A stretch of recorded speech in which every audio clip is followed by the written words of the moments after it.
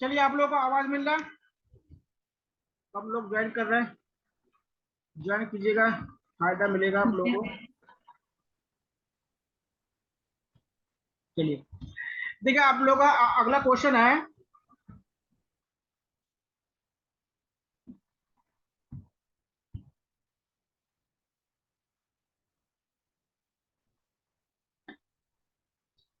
अगला क्वेश्चन आप लोगों को दिख रहा है कि तमिलनाडु और श्रीलंका के बीच मौजूद जल डमरू मध्य को कहा जाता है, यानी जो वाटर स्टेट है उस वाटर स्टेट को क्या कहा जाता है?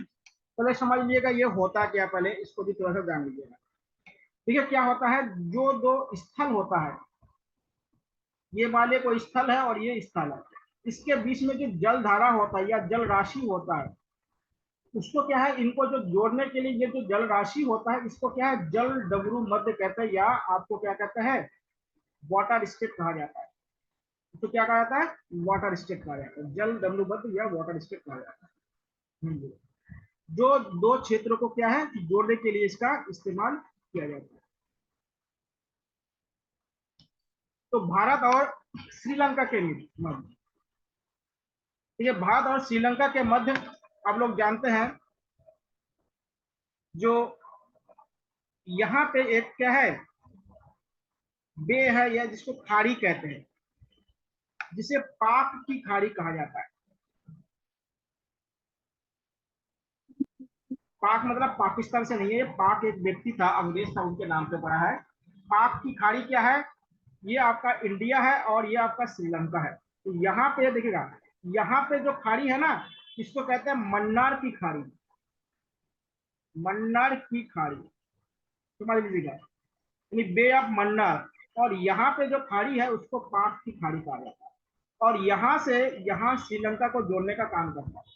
ये भारत का हिस्सा है, क्योंकि यहाँ पे जो भारत का जो अंतिम हिस्सा ना, उसको धनुष कोंटी कहते हैं। क्या कहते हैं, धनुष कोंटी कहा जाता है। और यहाँ पे जो श्रीलंका का जो भाग है उसको क्या कहते हैं, जाफना कहा जाता है। क्या कहते हैं, जाफना, जाफना द्वीप है एक। तो ये जो जाफना द्वीप है या जो धनुष कोंटी है, इसके बीच में जो जल डमरू मध्य है वो उसको कहते हैं पाक जल डमरू मध्य। क्या कहते हैं, पाक जल डमरू मध्य कहा जाता है, ध्यान दीजिएगा। तो यहाँ पे कौन सा खाड़ी है, मन्नार की खाड़ी है, यहाँ पे कौन सी है, पाक की खाड़ी है। और यहाँ पे क्या है, ये वाला जो क्षेत्र है यहाँ पे क्या है, बंगाल की खाड़ी है। क्या है, बंगाल की खाड़ी, यानी बे ऑफ बंगाल है, यहाँ पे क्या है, बे ऑफ बंगाल। और इसके नीचे वाले जो भाग है ना, इसको कहते हैं हिंद महासागर। तो क्या कहता है, हिंद महासागर। ये जो धनुषकुंटी है ना, यहाँ पे जो आप लोग धनुषकुंटी का नाम सुन रहे हो, तो यहाँ से थोड़ा सा आगे और जाएंगे, जिसको रामेश्वरम वगैरह यहीं पे है, जिसमें आप लोग जानते हैं राम सेतु जिसे कहते हैं, या एडम ब्रिज जिसे कहते हैं। यहाँ पे कौन सा ब्रिज है, जिसको कहते हैं एडम ब्रिज। देखिए, राम सेतु को ही क्या है, जियोग्राफिकल का भाषा में एडम ब्रिज कहा जाता है। राम सेतु को क्या कहा जाता है, एडम ब्रिज कहा जाता है, ध्यान दीजिएगा, राम सेतु को एडम ब्रिज कहा जाता है। ठीक है, राम सेतु को क्या कहा जाता है, एडम ब्रिज कहा जाता है। सी कौन कौन लगा रहा है भाई, सी नहीं होगा, सुंडा यहाँ पे नहीं होता है, सुंडा की जल संधि अलग जगह पे है, सुंडा यहाँ पे नहीं है। यहाँ पे पाक, पाक मतलब पाकिस्तान से मत लगाइएगा। यहाँ पे इंग्लिश में उसको नाम लिखते जानते कैसे लिखते हैं, देखिए इंग्लिश में इसको पाक ऐसे लिखा जाता है। ठीक है, तो पाक जल संधि है, पाकिस्तान वाला जल संधि नहीं है। ठीक है, ये जो मलक्का जल संधि है ये क्या है, आपका इंडोनेशिया वगैरह में है। सुंदा जल संधि क्या है, एक जगह है आपका मलेशिया वगैरह है, वहां उस जगह के नाम को कहते हैं सुंदा। ठीक है, तो पाक जल संधि है, ये क्या है, भारत और श्रीलंका के बीच में है। कहाँ पे, भारत का जो अंतिम बिंदु क्या है, धनुषकोटी है, और श्रीलंका का जो अंतिम बिंदु है, ये श्रीलंका का अंतिम बिंदु है। ये क्या है, इसको आप जाफना कहा जाता है। आप लोगों ने पहले सुना होगा यहाँ पे एलटीटी के बारे में, तो ये जाफना द्वीप से क्या होता है, एलटीटी का जो कार्यक्रम चलता था वो चलता था, तो ध्यान दीजिएगा। तो ये क्या है, पाक जल संधि इसका आंसर हो जाएगा। कौन सा, पाक जल संधि। अगला क्वेश्चन देखिएगा आप लोग, ये स्थल के रूप में भी फेमस है और जियोग्राफिकल का भी पार्ट है। ये कह रहा है कि कलपक्कम, ये क्या है, एक प्रकार क्या है ये, कलपक्कम क्या है। ठीक है, कल्पक्कम पहले समझ लीजिए कहाँ पे है। पहले कल्पक्कम कहाँ पे है, पहले इसको समझ लीजिएगा। ठीक है, जो कल्पक्कम है ये तमिलनाडु में है। ये कहाँ पे है? तमिलनाडु, तमिलनाडु में। तमिलनाडु की राजधानी क्या है? चेन्नई। ठीक है, जो कल्पक्कम है एक प्रकार का क्या है? परमाणु अनुसंधान केंद्र है। क्या है? परमाणु अनुसंधान केंद्र है। समझ लीजिए कैसे। ठीक है, यहाँ पे क्या है? परमाणु ऊर्जा जो है उसमें अनुसंधान किया जाता है। तो ध्यान दीजिएगा, तो परमाणु अनुसंधान केंद्र के रूप में ये फेमस है। ठीक है, भारत में तमिलनाडु में एक और है जिसको आप कुडनकुलम कहते हैं। ये जो कुडनकुलम है ना, ये भारत का सबसे बड़ा परमाणु ऊर्जा संयंत्र है। भारत का सबसे बड़ा परमाणु ऊर्जा संयंत्र। देखिए, संयंत्र अलग होता है। संयंत्र मतलब क्या होता है? वहां के जो मशीनरी या कह सकते हैं ये जो उसका मैकेनिज्म है उसको संयंत्र कहते हैं। संयंत्र बड़ा होता है और रिएक्टर छोटा होता है। एक बात ध्यान, आप बोलेंगे रिएक्टर किसे कहेंगे, तब रिएक्टर क्या होता है? छोटा होता है। समझ लीजिए, रिएक्टर में क्या होता है? परमाणु ऊर्जा बनाया जाता है। समझ लीजिएगा, संयंत्र में 2-3 रिएक्टर हो सकता है। देखिएगा, ये जो कुडनकुलम में ना, यहाँ पे 6 रिएक्टर है। देखिए, भारत में टोटल क्या है? 22 रिएक्टर है इस समय।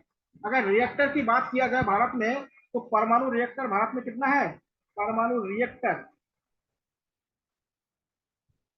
ये क्या है? ये 22 है।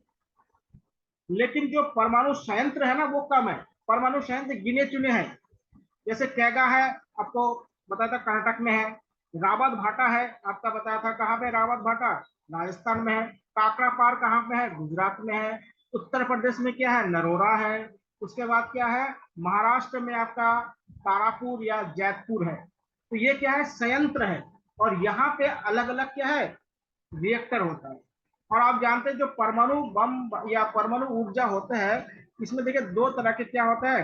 रिएक्शन होता है। एक चेन रिएक्शन होता है और एक बिना चेन रिएक्शन होता है। देखिएगा, इसमें क्या होता है? परमाणु विखंडन के माध्यम से क्या होता है? इसमें एनर्जी बनता है। परमाणु विखंडन, जिसको आपको न्यूक्लियर फ्यूजन कहा जाता है, फ्यूजन कहते हैं। इसमें देखिए 2 होता है। एक होता है अनियंत्रित अनियंत्रित परमाणु विखंडन, और एक को कहते हैं नियंत्रित, कंट्रोल, नियंत्रित परमाणु विखंडन। ठीक है, अनियंत्रित से क्या बनता है? परमाणु बम बनते हैं, जिसमें क्या होता है? उसको रिएक्शन को हम नियंत्रित नहीं कर पाते हैं। और जो नियंत्रित रिएक्शन होता है, यानी कंट्रोल जो चेन रिएक्शन होता है, कंट्रोल चेन रिएक्शन कहते हैं इसको, इससे बनता है रिएक्टर। इससे क्या बनता है? इससे रिएक्टर बनता है। इससे रिएक्टर बनते हैं। तो इससे क्या बनता है? रिएक्टर, जिसमें क्या होता है? कंट्रोल चेन रिएक्शन जिसे कहते हैं, या नियंत्रित परमाणु विखंडन जिसे कहते हैं, उससे रिएक्टर बनते हैं। और जो अनकंट्रोल होता है, अनकंट्रोल चेन रिएक्शन होता है, उससे परमाणु यानी एटॉमिक बम बनता है। एटॉमिक बम सबसे पहले कहा किसने बनाया था? सबसे पहले अमेरिका ने बनाया था। ध्यान दीजिएगा, अमेरिका ने एटॉमिक बम बनाया था। और किस पर गिराया गया था? जापान पे गिराया गया था सर्वप्रथम। जापान में 2 डेट को गिराया गया था। एक 6 अगस्त को गिराया गया था 1945 को, और एक 9 अगस्त को गिराया गया था 1945 को। ठीक है, तो इनमें जापान में सबसे पहले परमाणु बम गिराया गया था। बना आविष्कार किसने किया था? अमेरिका ने किया था। और परमाणु बम किससे बनता है? अनकंट्रोल चेन रिएक्शन से बनता है, या अनियंत्रित परमाणु विखंडन से बनता है। ध्यान दीजिएगा। और रिएक्टर का बनता है जो कंट्रोल्ड होता है, उससे इसको बनाया जाता है। ध्यान दीजिएगा। तो ये क्या है? एक अनुसंधान वाला क्षेत्र है जहाँ पे क्या होता है? रिसर्च किया जाता है। और रिएक्टर अलग अलग होते हैं। रिएक्टर अलग होता है और रिसर्च अलग होता है। ध्यान दीजिएगा।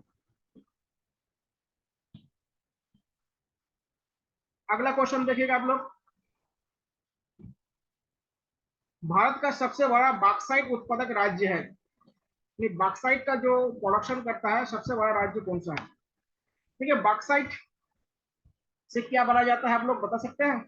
यह है उड़ीसा। उड़ीसा की राजधानी क्या है? भुवनेश्वर। उड़ीसा की राजधानी क्या है? भुवनेश्वर, याद रखिएगा। बॉक्साइट एक प्रकार का मैटर होता है, और इससे क्या बनाया जाता है, इससे एल्यूमिनियम बनाया जाता है।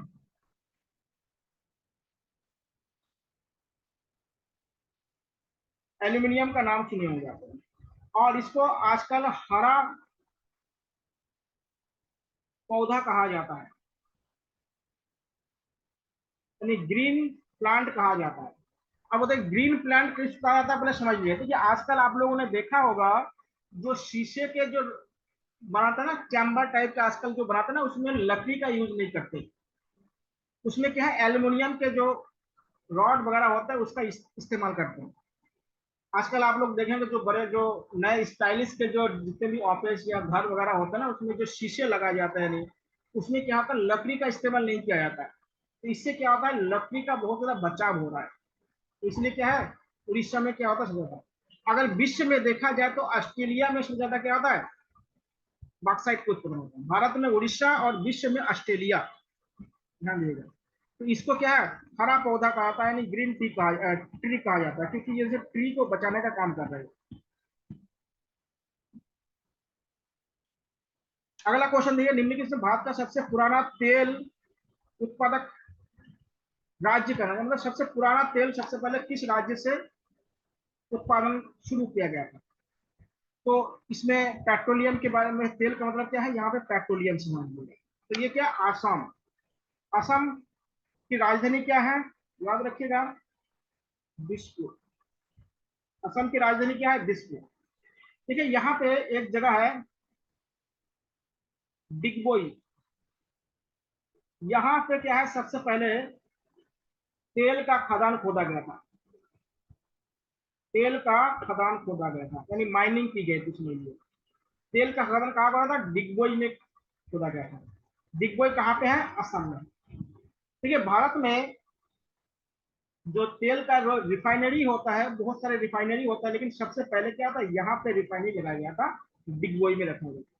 उत्तर प्रदेश में भी एक रिफाइनरी है, मथुरा में है, आप लोग जानते हैं। देखिए सबसे बड़ा जो निजी क्षेत्र में जो रिफाइनरी है, वो क्या है आपका, जामनगर में है, जो रिलायंस का रिफाइनरी है। कहाँ पे है, जामनगर। जामनगर कहाँ पे, गुजरात में है। जो रिलायंस का क्या है, यहाँ पे रिफाइनरी होता है, तेल शोधन होता है। ठीक है, तेल शोधन जो कारखाना होता है, तेल शोधन कारखाना या ऑयल रिफाइनरी जो फैक्ट्री होता है, उसमें से देखिए दो गैस बहुत ज्यादा निकलता है। एक तो होता है आपका सल्फर डाइऑक्साइड, और दूसरा होता है नाइट्रोजन डाइऑक्साइड। और ये दोनों गैस जब मिलता है तो इससे अम्लीय वर्षा होता है, यानी एसिड रेन होता है। अम्लीय वर्षा मतलब एसिड रेन होता है। आप लोग देखे होंगे ताजमहल का जो रंग है ना, वो फीका पड़ने लग गया था, क्योंकि अम्लीय वर्षा से क्या होता है, वहां पे जो मथुरा के जो रिफाइनरी है, उससे जो सल्फर डाइऑक्साइड और जो नाइट्रोजन डाइऑक्साइड है, उससे उसका रंग फीका हो रहा है।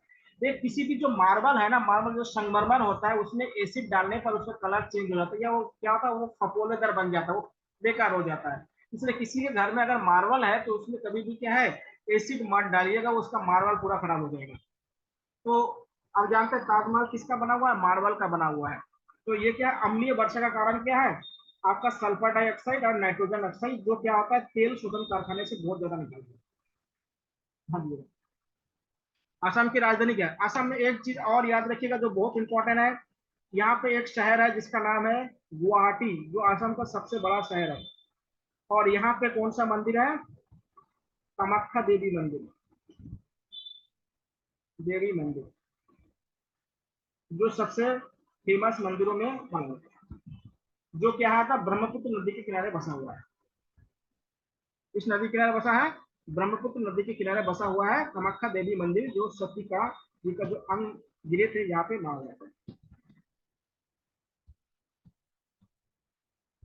अगला देखिएगा, भारत में सबसे ज्यादा जो रबर उत्पादन करने वाला राज्य है, रबर।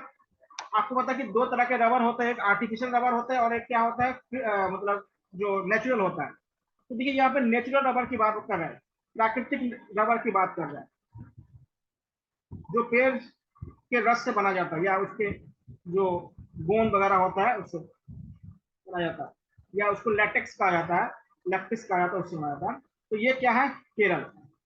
केरल में सबसे ज्यादा क्या होता है, रबर होता है।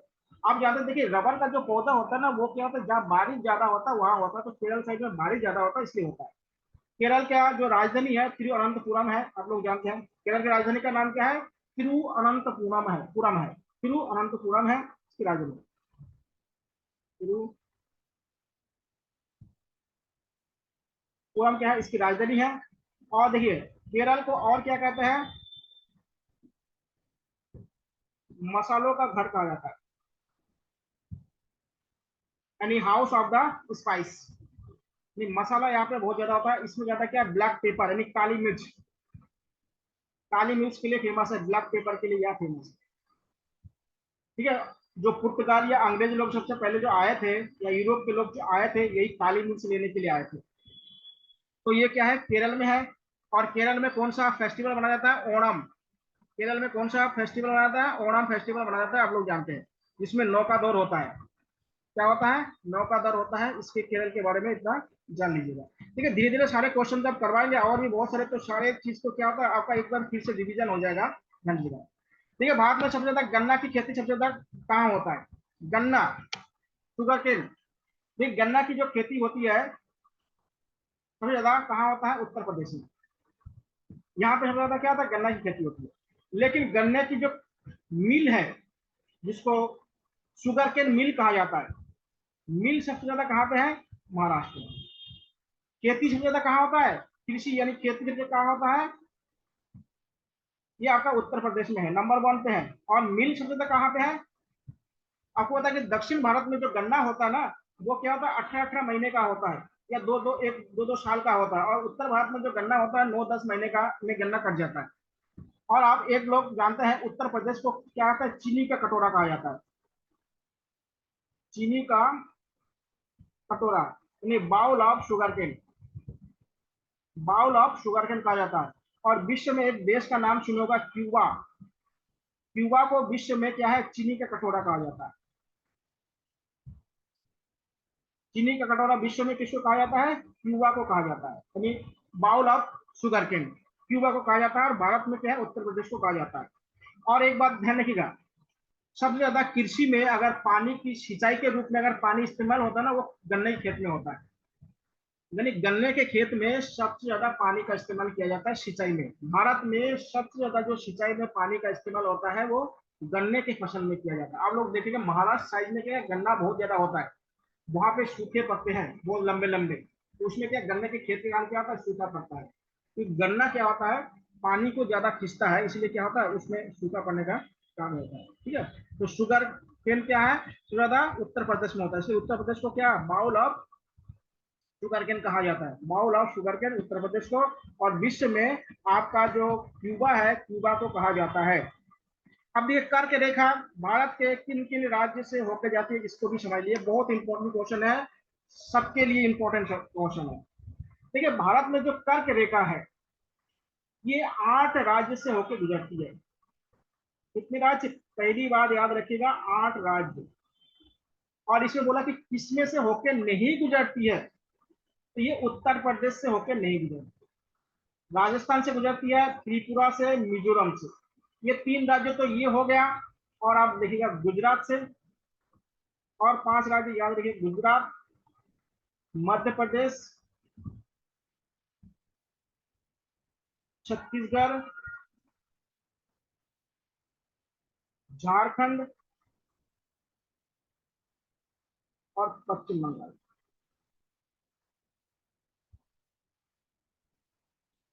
इन 8 राज्य से क्या होता है आपका? कर्क रेखा गुजरती है। कर्क रेखा क्या है? 23.5 डिग्री नॉर्थ को क्या है? 23.5 डिग्री जो नॉर्थ होता है, इसको क्या कहते हैं? आपका कर्क रेखा कहते हैं। ये आपका पृथ्वी है, पृथ्वी में 3 लाइन है, ये देखिए 3 लाइन है। ये जो नॉर्थ पोल ये है, और साउथ पोल ये है, इसको कहते हैं 0 डिग्री कहते हैं, और इसको 23.5 साउथ कहते हैं, और इसको कहते हैं 23.5 नॉर्थ। इसको कर्क रेखा कहते हैं, इसको मकर रेखा कहते हैं। यानी ट्रॉपिकल ऑफ कैंसर ये हो गया, और ट्रॉपिकल ऑफ ट्रॉपिकल कहते हैं उसको आपका, ये इसको कहते हैं, जिसको कहते हैं आप मकर रेखा कहते हैं। क्या रेखा कहते हैं? मकर रेखा। ये कौन सी रेखा हो गया? मकर रेखा होगी। और ये क्या होगा? इसको भूमध्य रेखा कहते हैं, या मेरिडियन लाइन कहा जाता है। भूमध्य रेखा या मेरिडियन लाइन कहा जाता है। ये क्या होगा? कर्क रेखा हो गया। ये क्या है? कर्क रेखा है। ये क्या हुआ? भूमध्य रेखा या मेरिडियन लाइन हो गया। और ये क्या है? मकर रेखा होगा। जो साउथ में है उसको मकर रेखा कहते हैं, नॉर्थ में क्या कहते हैं? कर्क रेखा कहते हैं। और मिडिल वाले को क्या करते हैं? भूमध्य या मेरिडियन या विषुवत रेखा कहा जाता है। ठीक है। अब ये क्वेश्चन और यहाँ पे बहुत इंपॉर्टेंट क्वेश्चन आपसे पूछता हूँ। ये जो कर्क रेखा है या ट्रॉपिक ट्रॉपिक ऑफ कैंसर जिसे कहते हैं, भारत का कौन सा ऐसा नदी है जो इस लाइन को 2 बार काटती है? ये बहुत इंपॉर्टेंट सवाल है। यानी भारत में कौन सी नदी है, कौन सी नदी जो कर्क रेखा को काटती है 2 बार? कर्क कर्क रेखा को सर माही, दो माही नदी। 2 बार। वो नदी का नाम आप लोग याद रखिएगा, माही नदी। ये माही नदी कहाँ पे है? गुजरात में है। तो गुजरात का जो माही नदी है, ये कर्क रेखा को 2 बार काटती है। कर्क रेखा को 2 बार काटने वाली नदी कौन सी है? माही नदी। माही नदी किस राज्य में है? गुजरात में है। बहुत इंपॉर्टेंट है, इसको ध्यान रखिएगा। माही नदी जो है वो आपका कर्क रेखा को 2 बार काटती है। और कहाँ पे है? गुजरात में है। ठीक है। और कर्क रेखा भारत में से 8 राज्यों में से होकर गुजरती है। ध्यान दीजिएगा, 8 राज्यों को लिख दिया हो, इसको याद कर दीजिएगा। और माही नदी कर्क रेखा को 2 बार काटती है, मतलब एक बार ओवरलैप करके आती है। ध्यान दीजिएगा। तो माही नदी आपको कहाँ पे है? गुजरात में है। अगला क्वेश्चन देखिएगा आप लोग।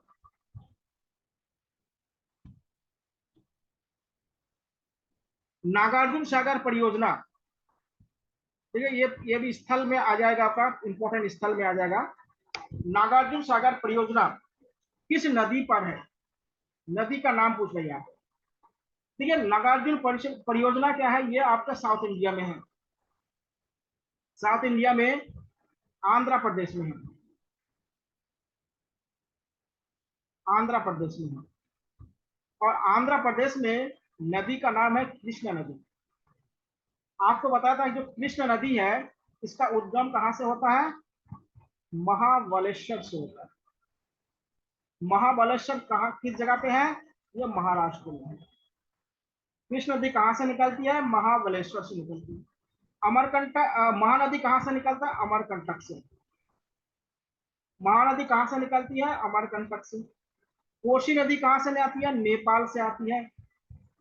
कोसी नदी कहां से आती है? नेपाल से। और इसको क्या बिहार का शोक कहा जाता है? यानी सौरो ऑफ बिहार कहा जाता है।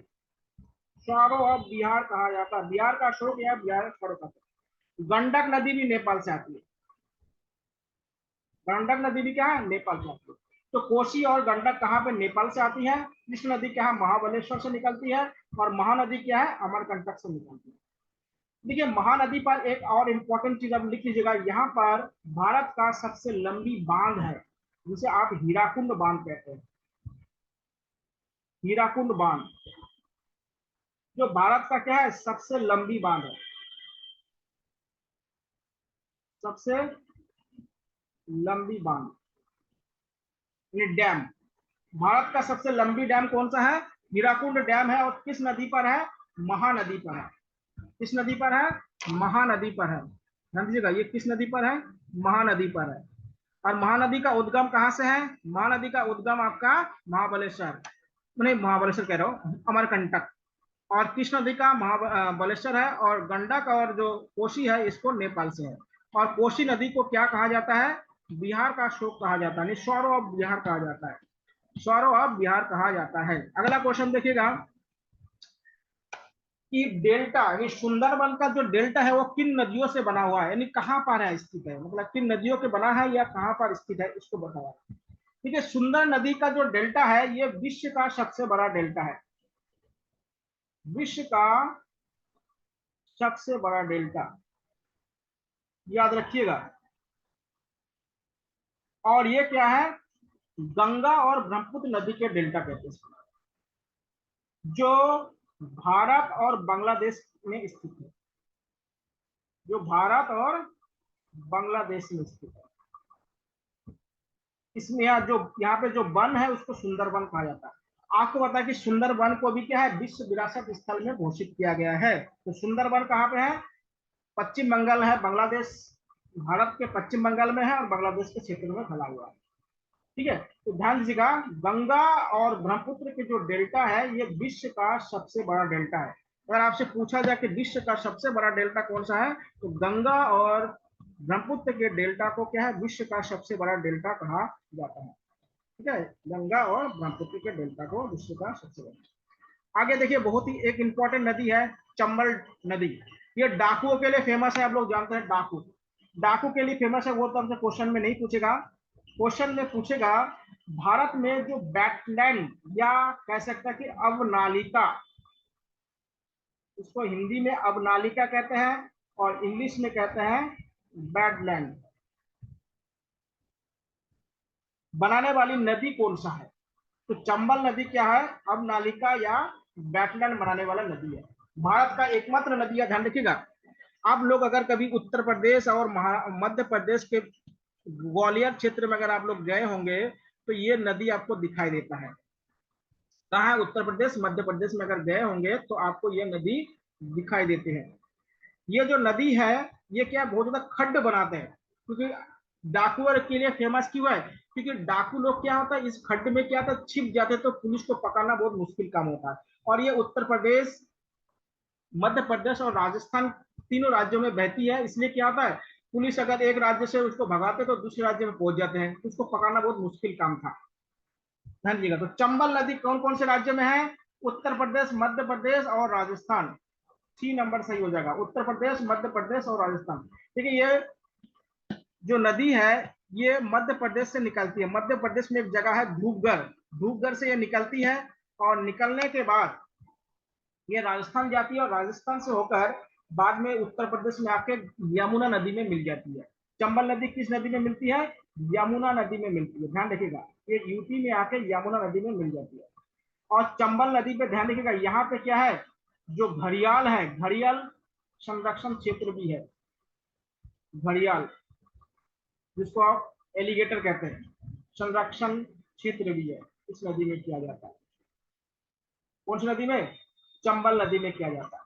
दूसरी बात एक बार और याद रखिएगा, चंबल नदी पे जो कोटा शहर का नाम सुना होगा ना आप लोगों ने, राजस्थान में एक शहर है कोटा, जहाँ पे कोचिंग सेंटर के लिए बहुत ज्यादा है, आईआईटी और पीएमटी के लिए बहुत फेमस है। वो जो कोटा शहर है वो क्या है, चंबल नदी के तट पर बसा है। चंबल नदी पर 3 बांध है, ध्यान रखिएगा, यहाँ पे 3 बांध बहुत फेमस है। एक है गांधी सागर बांध, एक है जवाहर बांध और एक है आपका राणा प्रताप बांध। ये तीनों बांध क्या है, आपके चंबल नदी पर है। ठीक है, और यहाँ पे क्या घड़ियालों का संरक्षण किया जाता है। इस नदी में घड़ियाल जो होता है, एलिगेटर होता है, कोकोडाइल नहीं, कोकोडाइल अलग होता है और एलिगेटर और घड़ियाल अलग होता है, ध्यान रखिए। तो ये किस किस में? उत्तर प्रदेश, मध्य प्रदेश और राजस्थान में, इन 3 राज्यों में है। और बाद में यमुना नदी में ये मिल जाती है। अगला क्वेश्चन देखिएगा, निम्नलिखित में से किस नदी का उद्गम भारत के बाहर से है? यानी भारत में कौन कौन सा ऐसे नदी है जो इसका उद्गम भारत में नहीं है? देखिए, भारत में 4 ऐसे मुख्य नदी है जिनका उद्गम लगभग एक जगह से है, लगभग एक जगह बोल रहा हूँ, एक जगह से मतलब लगभग एक जगह से है। वो कौन कौन से नदी है आपको बता देता हूँ। एक तो है आपका सिंधु नदी, जिसको इंडस नदी कहते हैं। दूसरा है आपका सतलज नदी। तीसरा है आपका घाघरा नदी, घाघरा नदी के बारे में आप लोग कम सुने होंगे। और चौथा है आपका ब्रह्मपुत्र नदी। ये जो 4 नदी है ना, ये क्या होता है, जो मानसरोवर झील है, कहाँ पे? तिब्बत में जो मानसरोवर झील है उसी के आसपास से निकलती है, मतलब उसके एकदम आसपास से निकलती है। कहाँ से? मानसरोवर झील। और मानसरोवर झील कहाँ पे है? ये तिब्बत में है। कहाँ पे है? ये तिब्बत। मानसरोवर झील से क्या होता है, ये 4 नदी निकलती है, सिंधु, सतलज, घाघरा और ब्रह्मपुत्र। सिंधु, सतलज, घाघरा और ब्रह्मपुत्र नदी मानसरोवर झील के आसपास से निकलती है। यहाँ पे बहुत सारे ग्लेशियर है, तो इन ग्लेशियरों से क्या होता है, ये सारी नदी निकलती है। तो कौन सी नदी नहीं निकलती है? नर्मदा, समझिएगा, यहाँ पे थोड़ा सा ये आउटसाइड ये गलत कर दे ये। अच्छा सही है सही है, मैंने थोड़ा ध्यान नहीं दिया। कौन सी नदी बाहर से निकलती है, तो बाहर से कौन सा होगा, ब्रह्मपुत्र नदी होगा। आंसर क्या हो जाएगा, ब्रह्मपुत्र नदी हो जाएगा। ठीक है, किस नदी का उद्गम भारत के बाहर से है, तो क्या है, ब्रह्मपुत्र नदी हो गया, घाघरा हो गया, सतलज हो गया और सिंधु हो गया। तो ये कहाँ से निकलती है, लगभग मानसरोवर झील से। मानसरोवर झील कहाँ पे है, तिब्बत में। उत्तराखंड के जो पिथौरागढ़ डिस्ट्रिक्ट है, यहाँ से होके क्या है, मानसरोवर यात्रा होती है। कौन सा दर्रा से होके होती है, लीपू लेक दर्रा।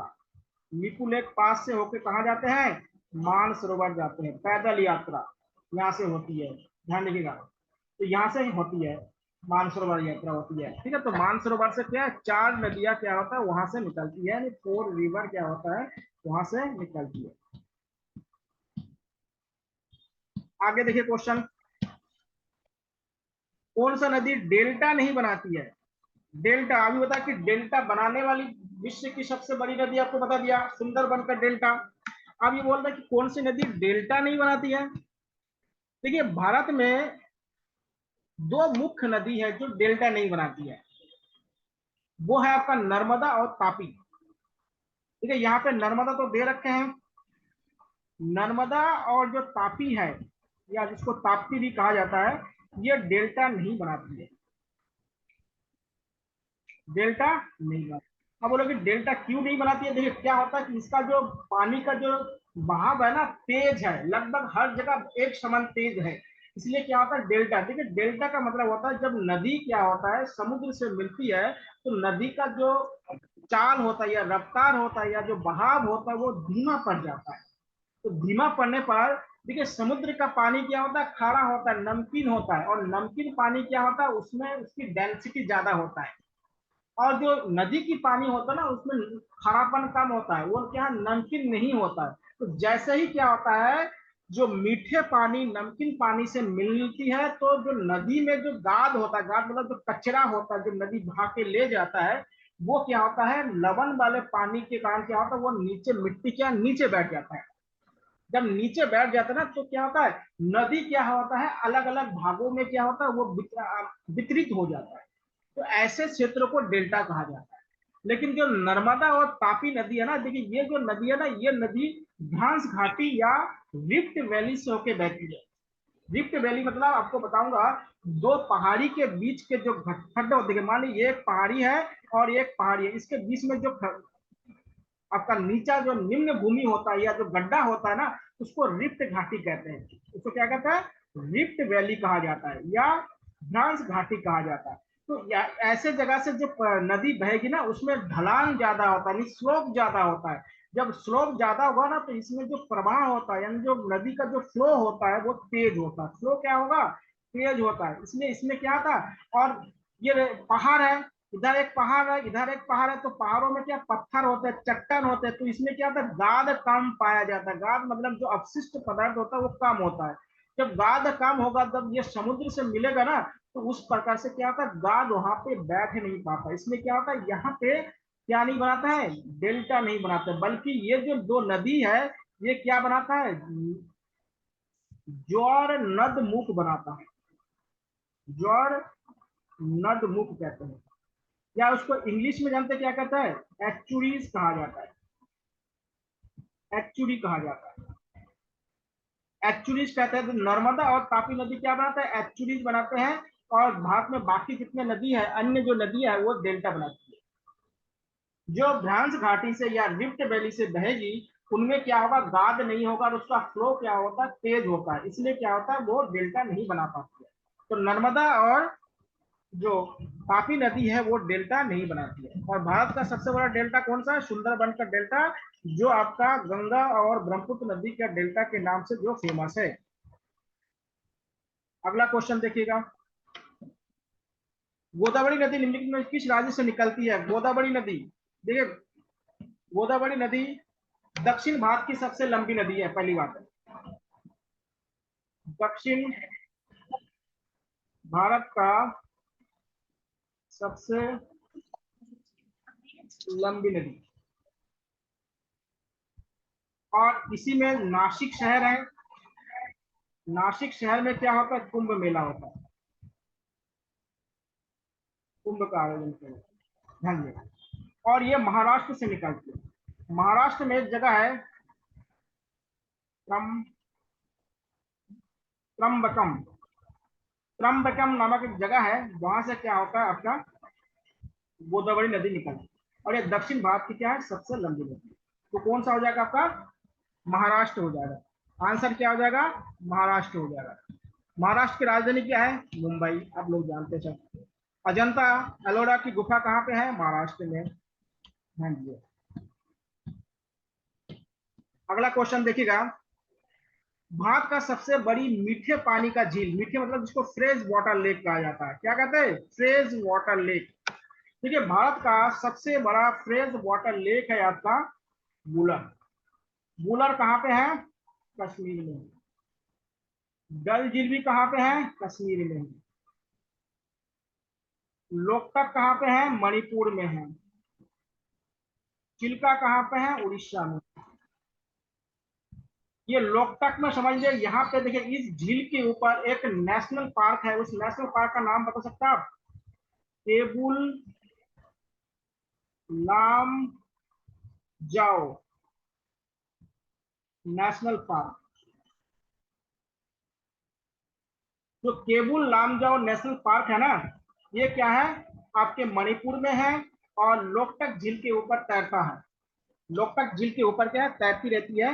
तो ये क्या है भारत का एकमात्र क्या है तैरती हुई या फ्लोटिंग नेशनल पार्क जिसे कहते हैं। ये फ्लोटिंग नेशनल पार्क है जहाँ पे मणिपुर में है। बुलर झील कहाँ पे है कश्मीर में है। सबसे बड़ा फ्रेश वाटर का झील है। ये देखिए चिल्का झील क्या है क्षेत्रफल के आधार पर सबसे बड़ा खारा पानी का झील है। खारा पानी का झील यानी नमकीन झील है। और सबसे ज्यादा नमकीन वाला यानी देखिए ये क्या है क्षेत्रफल के आधार पर और क्या है प्रतिशतता के आधार पर देखा जाए सबसे ज्यादा लवण किसमें पाया जाता है वो है आपका सांभर झील, जो कहाँ पे है राजस्थान। तो राजस्थान में जो सांभर झील है ना इसमें लवण की मात्रा ज्यादा है। और जो आपका चिल्का झील है वो क्या था उसकी एरिया सबसे बड़ा है। चिल्का झील की क्या है एरिया बड़ा है और सांभर झील का क्या है लवण जो पाया जाता है या जो नमक है उसकी मात्रा बहुत ज्यादा है। पानी में क्या है उसकी मात्रा बहुत ज्यादा है। यहाँ पे देखिएगा इसमें क्या होता है इसमें क्या है नमक की मात्रा ज्यादा है और ये क्षेत्रफल के आधार पर सबसे बड़ा है। ये दोनों क्वेश्चन क्या पूछा गया है ध्यान रखिएगा। ये मणिपुर वाला भी पूछा है, डल झील भी पूछा गया है, बुलार झील भी पूछा गया है। ये सारे याद रखिएगा आप लोग, ये इंपॉर्टेंट क्वेश्चन है। और ये जो आपको एक्स्ट्रा जो बताया जाएगा ना यही सबसे इंपॉर्टेंट है। इसको याद रखेंगे तो कोई भी क्वेश्चन आप लोगों का कोर्स से बाहर नहीं जाएगा। अगर इतना अगर आप कर लेंगे, अगर नहीं हो तो अगर एक 1,500 अगर क्वेश्चन आप लोग को कर लेंगे ना उसके बाद आप लोग पीडीएफ खोल के या वीडियो खोल के देख लीजिएगा कि क्वेश्चन कहाँ मतलब मिल नहीं रहा है कि नहीं मिल रहा है। अगर पूरा क्वेश्चन अगर आप लोग कर लेंगे तो किस प्रकार की मिट्टी में या सॉइल में कपास की खेती की जाती है। कॉटन कॉटन की खेती की जाती है। तो कॉटन की जो खेती की जाती है वो होता है ब्लैक सॉइल में। क्या होता है काली मिट्टी में। इसको रेगुल मिट्टी भी कहा जाता है। और ये क्या है सबसे कठोर मिट्टी है। अगर सूख जाएगा ना तो किसी के ऊपर मारेगा तो उसको पत्थर जैसा दर्द लगेगा। सबसे कठोर मिट्टी और सबसे ज्यादा पानी को सोखने वाला मिट्टी भी यही है। सबसे ज्यादा पानी को क्या है एब्जॉर्ब कर लेने वाला मिट्टी क्या है कपास की मिट्टी है। आप लोग को बता कि कपास की जो उत्पत्ति हुई है वो भारत में हुई है। क्योंकि सिंधु घाटी में जो लोथल है लोथल से क्या है कपास का साक्ष्य पाया गया। कहाँ से लोथल से। लोथल से क्या है कपास का साक्ष्य पाया गया। तो इसलिए माना जाता है